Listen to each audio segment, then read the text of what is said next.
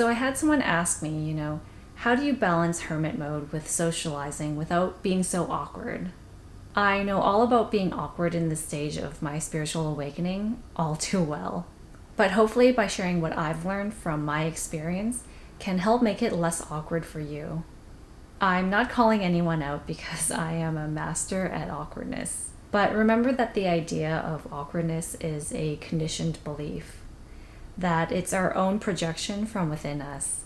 It's a feeling that we experience internally, and it's of the ego. So we can learn to let go of the belief and feelings of awkwardness. And I am still trying to do my best with that, and I still struggle with it from time to time. So before we get started, let's just talk about what hermit mode means.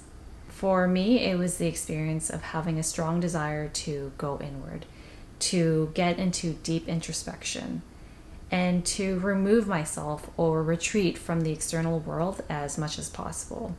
It was a time for me to prioritize my inner world above almost everything else.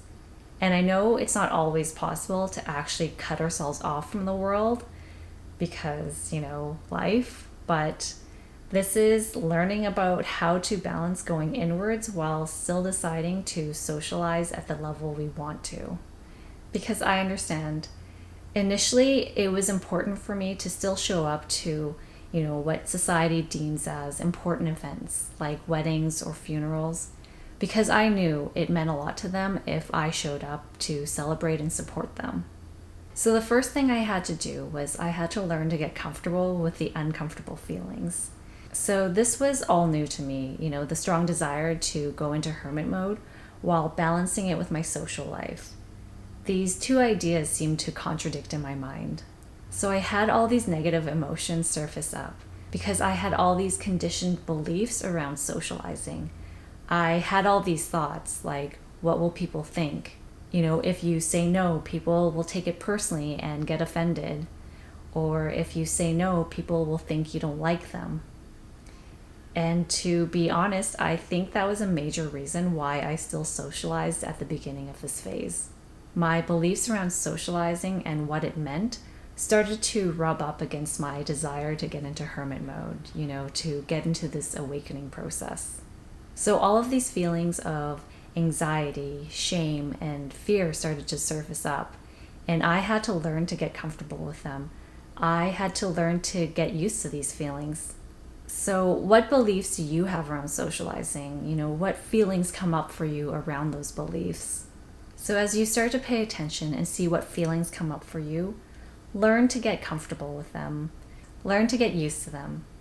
Our usual default mode is to try to avoid these feelings.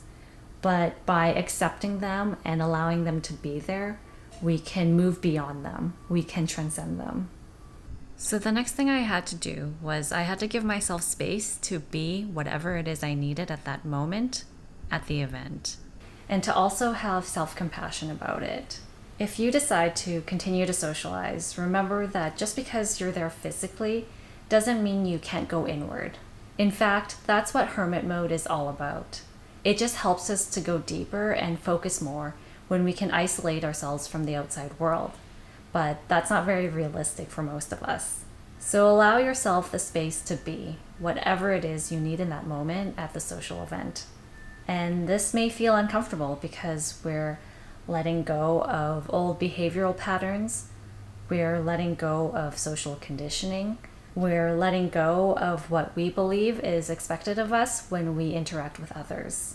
So when I initially was getting into this phase of my journey, I relied on my old conditioned patterns to help me through social events.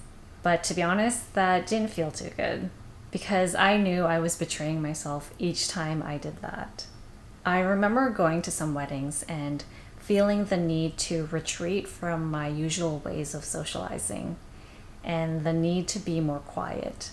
So I allowed myself that space. I would go outside to get some fresh air as much as I could, or I would break up the conversation by going to the washroom when I needed to.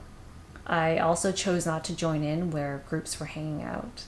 I may have looked antisocial on the outside, but on the inside, I was open to people coming up to me and talking with me. It was still nice to connect with others.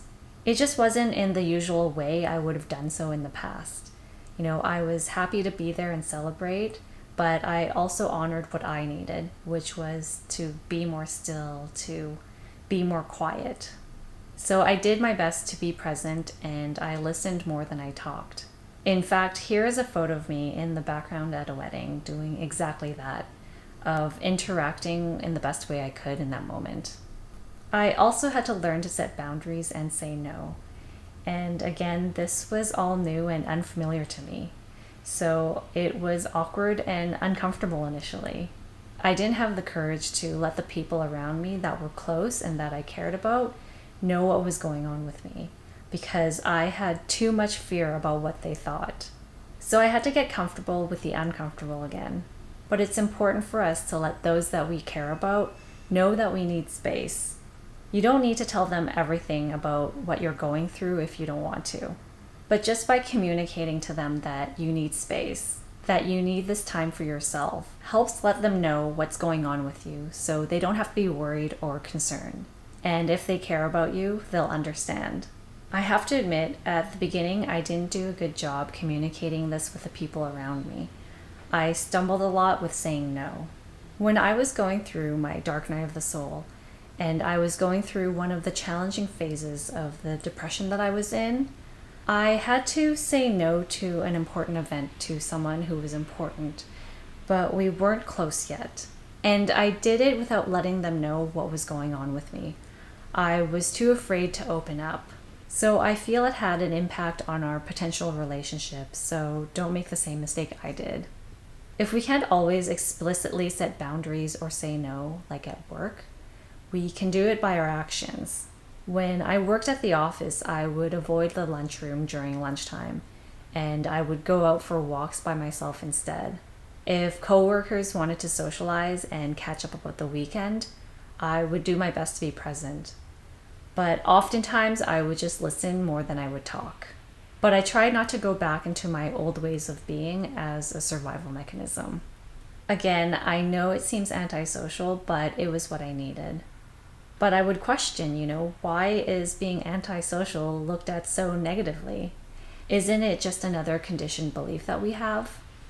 So I had to learn to set boundaries and learn to say no, whether I had to communicate it out loud or demonstrate my boundaries through actions. And this was a major shift for me because it was one of the ways I started to develop self-care. I had very weak boundaries and couldn't say no in the past, so this was me finally putting myself first. So the last thing I had to do was I had to accept where people were at. When I was getting into hermit mode, I was exhausted from all the superficial relationships that I had. I was craving a deeper connection with others. I wanted to connect on a deeper level with my friends, but unfortunately that wasn't reciprocated and there were definitely some awkward moments.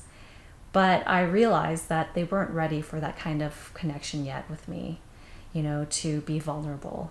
So I realized I had to accept where my friends were at and to meet them at their level. All I could do was be as present as I could be around them and basically connect on that level. I had to let go of the idea of what I wanted or thought I needed from them in order to feel connected. So as I did my internal work, I realized that I could connect with people at a deeper level, on my end, by being as present as I could be. Because in that presence, I could connect with them beyond the surface level of personality. So I hope that these tips help, and I wish you all the best in your journey, and I'll see you next time.